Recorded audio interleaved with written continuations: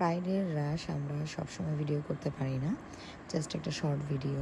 আজকে মজার বিষয় হচ্ছে বেশিরভাগই আমার কাছে পার্পল ব্রাইড ছিল।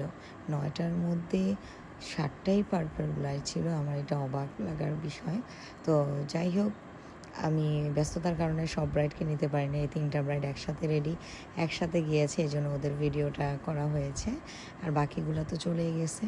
যাক, ওদের ভিডিওগুলো আমি শর্ট যে করেছিলাম ওগুলো আমি চিন্তা করেছিলাম অ্যাড করব, কিন্তু ভিডিওটা অনেক বেশি বড় হয়ে যাচ্ছে বলে অ্যাড করি নাই।